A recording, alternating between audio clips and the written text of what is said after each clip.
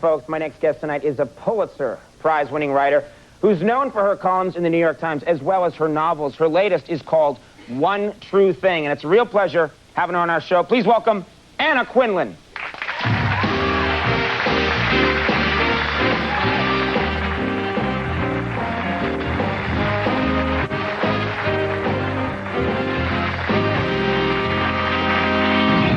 Are you sad they took the salad bowl away? Well, I brought out a piece of lettuce. Ah, good. You know, good for I you. was really sad they brought the what was it? The candom. The candom. The candom I really liked. I really like this. I would really like to have at home a group of people like this. So if I wrote a good paragraph, they could all burst into wild applause. Here he is. Yes, the writer's life is a lonely one. There you go. Well, actually, congratulations on the book. It must be great to have this out. And I actually was talking about you today. I understand you have a secret, actually, for why your books do so well. You want to share it with us? Well, I think any good writer clearly knows how to sell a book. And the secret is that you go into bookstores and you move it. I mean, if it's near the back, you move it to the front. If it's down at front. And I actually... Really?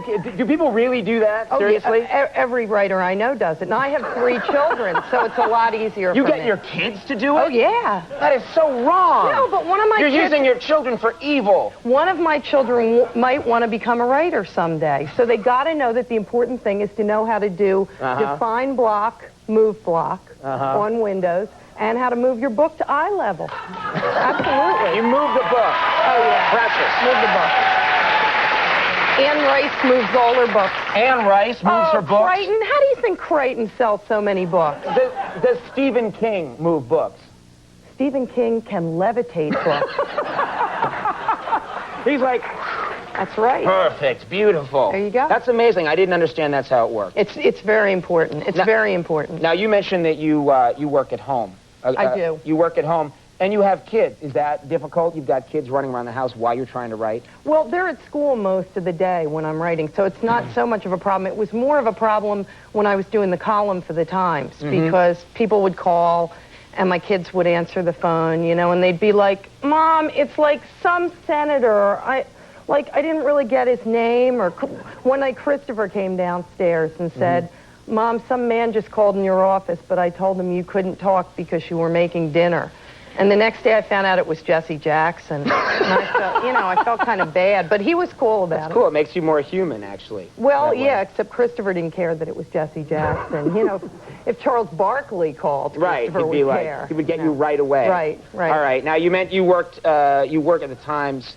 You started at the Post, though, right? I worked at the New York Post when I was in college and just afterwards for a couple of years. Okay. Was it a big difference for you when you moved to writing for the New York Times? Because it's such a prestigious, and some people think, maybe a little stuffy kind of environment when you moved to the New York Times. And you were very young at the time. Was that difficult? Well, one of the first things you notice is when you called and said you were Anna Quindlen from the New York Post, it took a couple days to get your calls back. When you call and say you're Anna Quindlen from the New York Times, they just pop right to it. Really? It's like saying you're from 60 Minutes. There's fear away. Really, they just figured they'd better call you back. And of course, when you talk now, it starts to sound like Old English. And, the Times, when I started there, it was 17 years ago. It was very different than it is today. So that, for example, I guess, the first 6 months I was there, I had to do a day story, which is this incredibly fascinating story about the weather. And I had to do a story about the hottest day of the year in August. And the first sentence of my story was, hot town, comma, summer in the city, period. And the copy editor came back to me and said, this is a sentence fragment. Oh, really? Yeah. And did you explain this is a classic rock tune? Yes, but that didn't make it any better. I mean, he thought I was that made it worse I was trying to sneak rock and roll into the New York Times. So then he tried to fix it. He did this whole thing. Well, what if we made it was a hot town, semicolon, which is the New York Times punctuation mark of choice. It was summer, and I just pictured all my friends going, oh, man, she's gone over. Right. She's gone over to the old people's side, She's purchasing a stairway to heaven, That's right. That's right. No, she's purchasing a Stairmaster to heaven. It's all going to get ruined. So it's hard. Also, you were writing a very personal column. You were writing a column for 30-somethings. Well, You know, I was writing a column called Life in the 30s, although some people thought it was about the Depression. But it was about my depression sometimes. But you were probably writing about very personal stuff. I would think it'd be odd to, you know, sometimes I'll talk about stuff here that's kind of personal, and then I forget that this goes out, is beamed out into people's homes. Would that happen to you, where you write something that's very personal, and then people on the street approach you? Well, a lot of people knew, for example, that I had 2 little boys, that I was married to a lawyer. When I got pregnant for the 3rd time, strangers would walk up to me in the street and talk to my stomach and say, now you'd better be a girl in there. And I'd picture like this little boy fetus all curled up going, uh-oh, I'm in big trouble, you know? I mean, people just felt as though they really knew you. They'd come up to my husband on the street and say, must be tough. You know, must be and he'd come home and say, it must be tough. You know?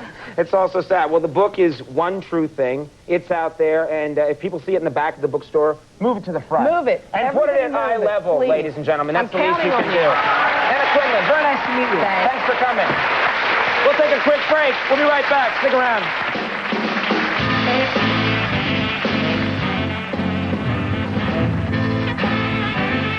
For the night, I want to thank all my guests. Stay tuned for Friday night. We'll see you Monday. Bye-bye.